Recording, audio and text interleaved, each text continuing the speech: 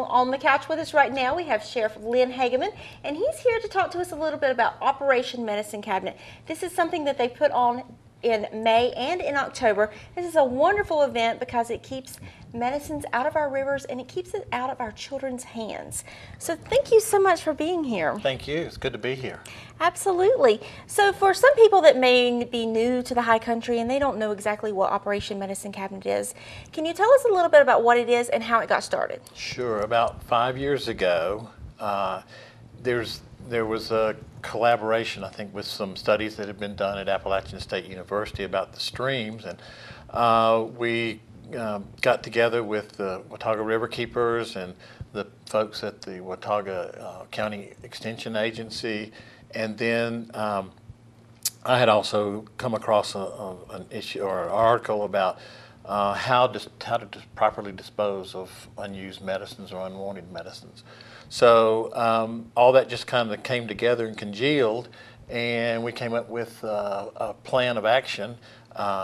Talked with the DEA because they're the ones that we have to get permission to do this, and we do this every year with DEA to be able to take the medicines back.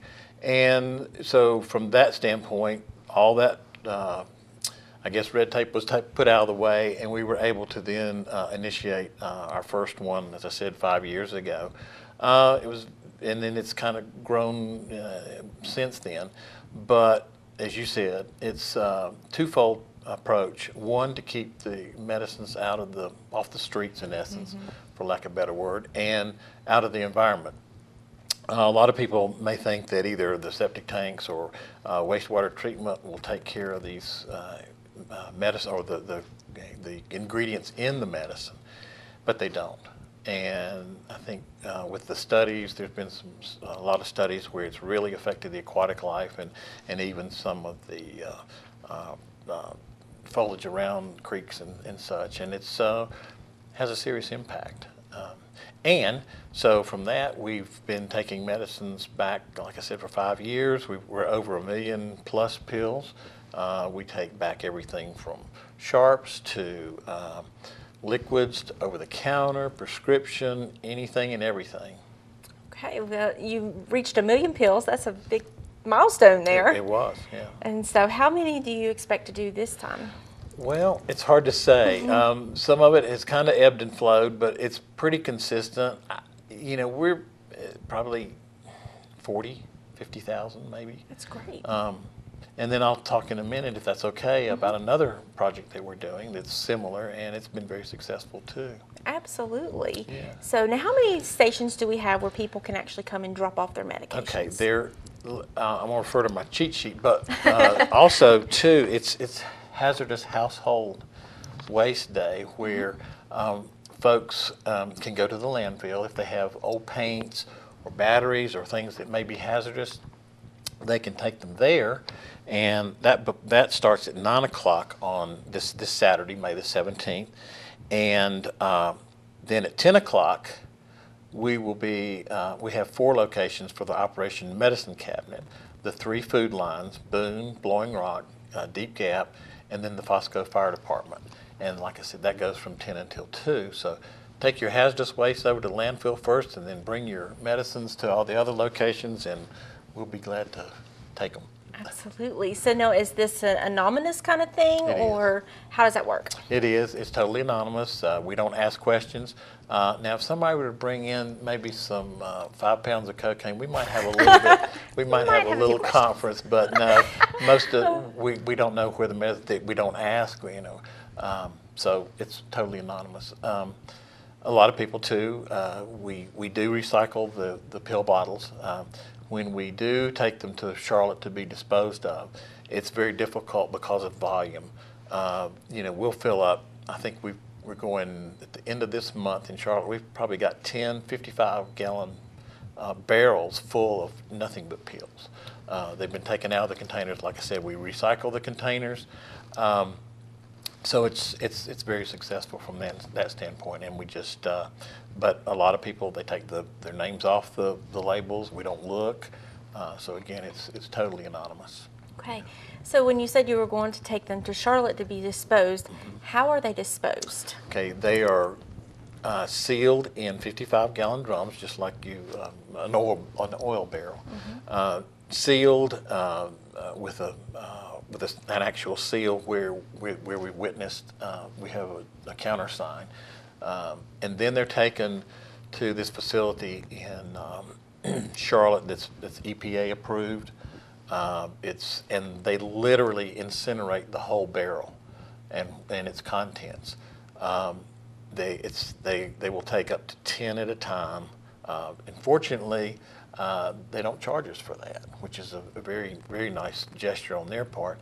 But like I said, it incinerates the whole barrel. I mean, the barrel itself and the contents are just totally incinerated. See, this is a wonderful project because me being a mom, I want to make sure that that is off the streets like you were talking about. And also, too, we don't want to get into our landfill as well, and our rivers. Right. And, you working for the pharmacy, the pharmacists can't take them back. They're in the doctor's offices. There's just no other alternative for them to do that. And then, like you say, getting them off the streets and out of the environment, because our kids are drinking the same water that at some point that if they go through the wastewater treatment process, it's going to end up there.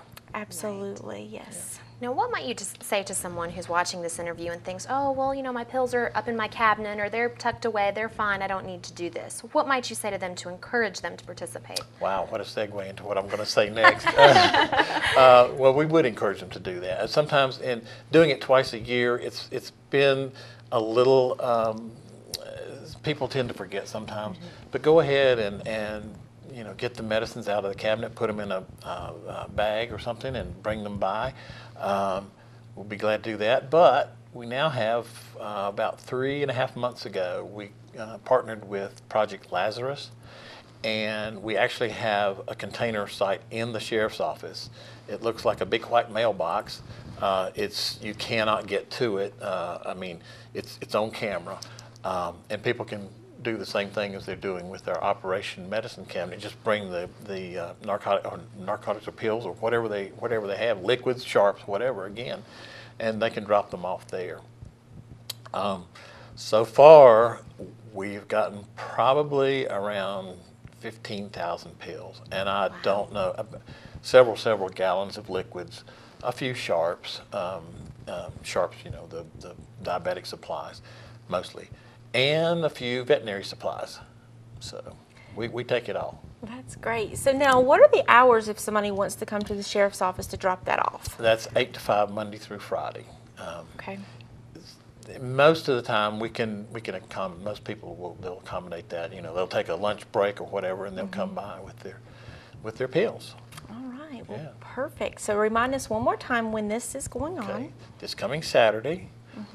And they'll be at the 4 sites that we have for Operation Medicine Cabinet. The 3 food lines, Boone, Blowing Rock, and Deep Gap. And then the Fosco Fire Department, they're on 105.